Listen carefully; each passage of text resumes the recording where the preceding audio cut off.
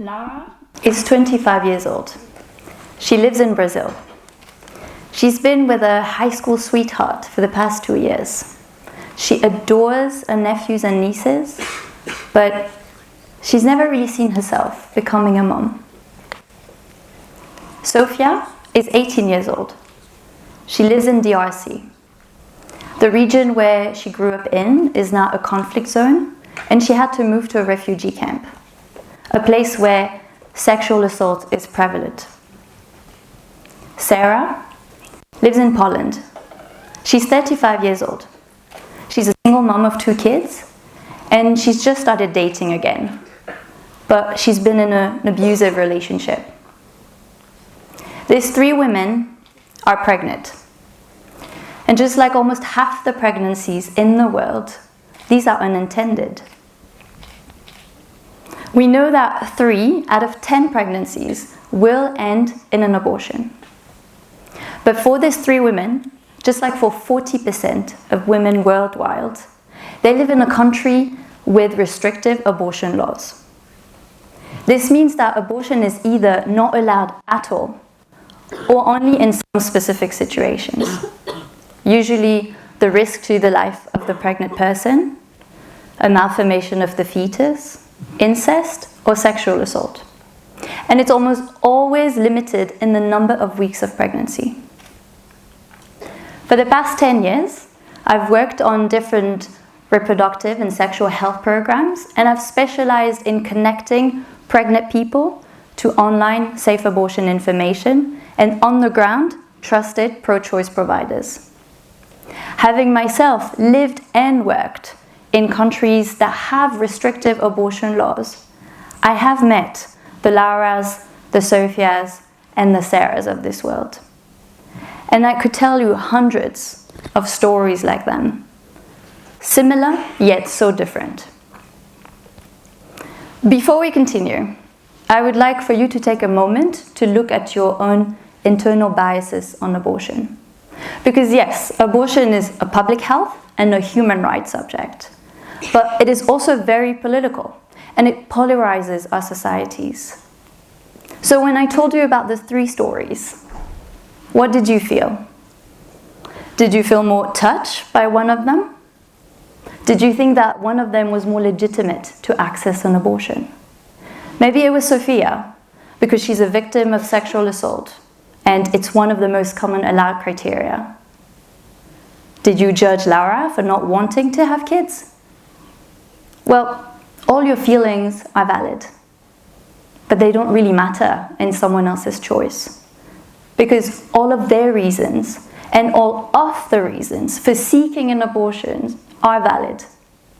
And we have to accept them without judgment, because we know that when women have a choice, they are better able to finish their studies, to have better economic empowerment, better mental and physical health, or are more able to leave abusive relationships. Because to become a parent or not to become a parent, that's the question. And even more than a question, it is a human right, enshrined in the Universal Declaration of Human Rights. And it protects several rights, including the right to health, the right to bodily autonomy, or the right to be free from torture. Because yes, forcing someone to go through an unwanted pregnancy is a form of torture. Let me ask you another question. How do we expect people to go through an average of 34 years of reproductive ability and not have any unintended pregnancies? Do we expect them to completely abstain from sex? Do we expect them to never forget one of the 1,000 birth control pills that they have to take? Or that this contraception never fails? What a burden are we putting on women? Especially when we know, according to some studies in the US, for example, that 1 out of 4 women will have had an abortion by the age of 45. Abortion is a regular medical procedure, and it doesn't have to be opposed to maternity. It is all part of a normal reproductive journey and a timeline of choice. Yes, it can be a difficult moment, but it doesn't have to be a traumatic, life-changing experience. Most of the time, it is actually relieving. So let me give you a bit of background on the global situation.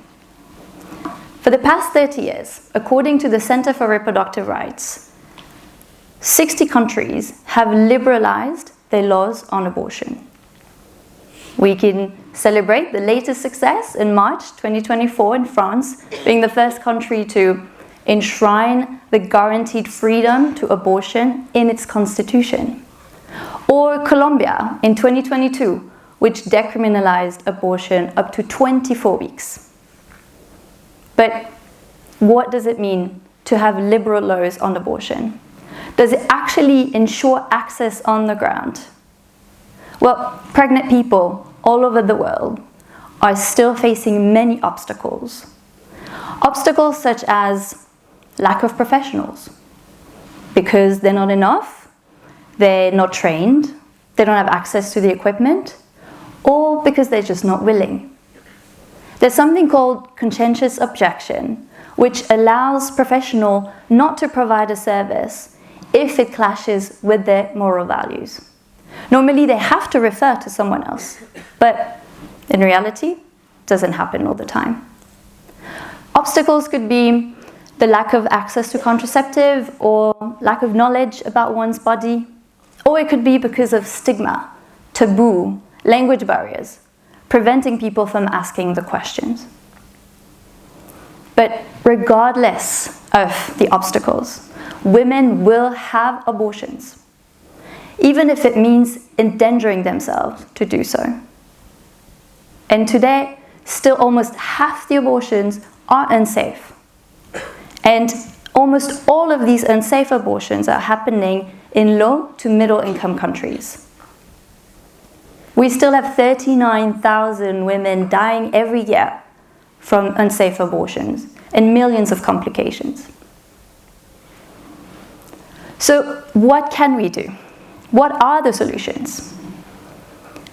To look at them, let me take you back in time and look at the history.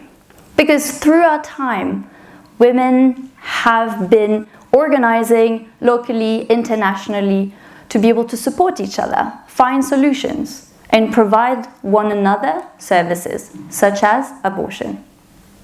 Very often illegal at first, but never illegitimate. In the 70s, movements around the world, like the MLAC in France or Jane in the US, were providing safe surgical abortions outside the medical and the legal setting. Clandestine abortions do not necessarily mean unsafe. A new procedure was learned by the non-medical women of the network, and they were providing safe surgical abortions to other women. It completely revolutionized the way that abortions were done. So when abortion became legal, doctors took over. Yes, an amazing achievement. But it also reminds us of a historical trend where women possessing medical knowledge, especially about the female body, were replaced by doctors who did not really have women's health as their priority. Women have always been healers, midwives, practiced medicine, but they've always been ostracized, labeled criminal or witches for doing so. But despite this, they've always worked and self-educated to improve their own access to health. Going back to the 70s, while these movements were happening, a new drug, misoprostol, was developed in the US to treat gastrointestinal issues like ulcers.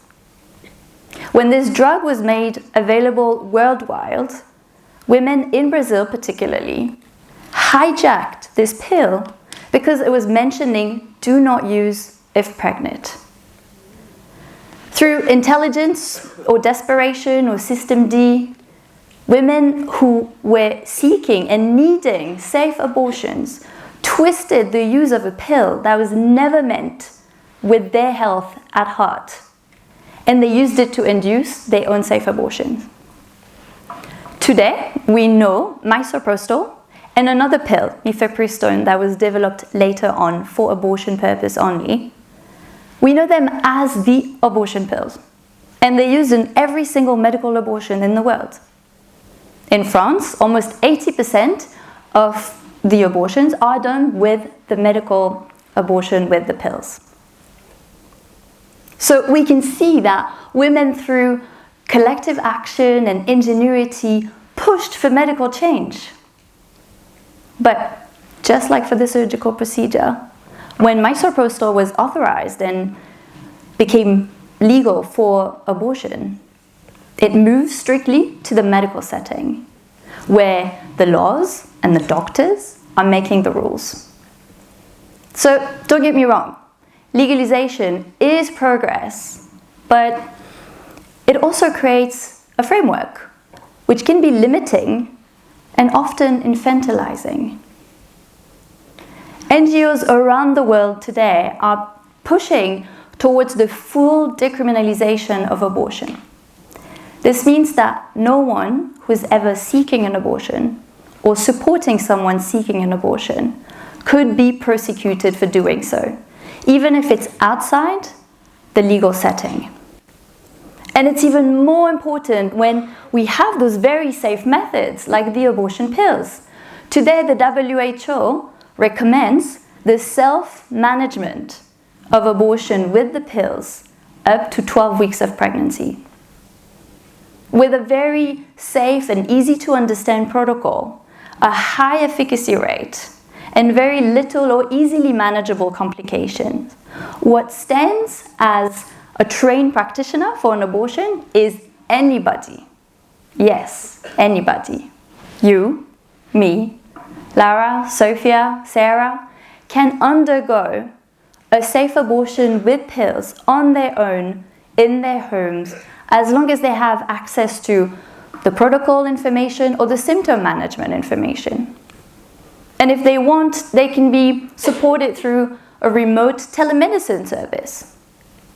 This demedicalized approach is bringing a new solution to women worldwide, especially in restrictive contexts.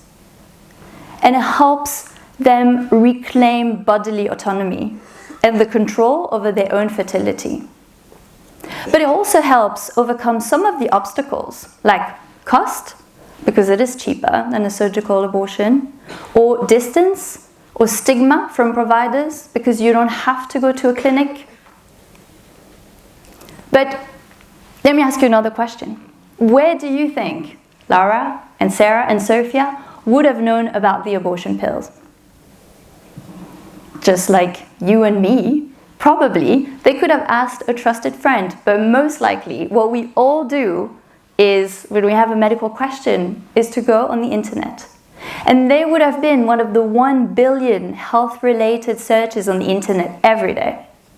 So it is critical that we have places online, platforms that are providing safe information that is accurate, easy to understand, and reliable, especially in the ocean of misinformation online.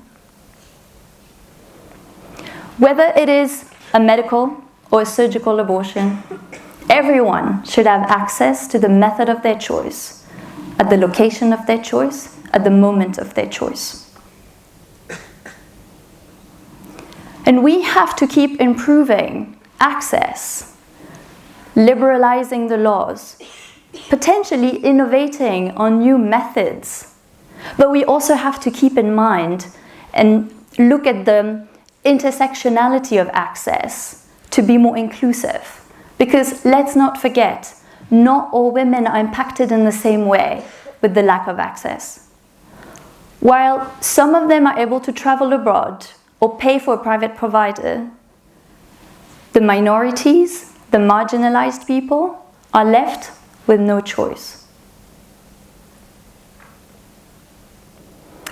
Women have always been self-reliant and innovative and disobedient to improve their own access to health. And what I want you to remember is that safe abortions, save and improve lives. And it will improve the life of Sarah, of Sophia, and of Laura.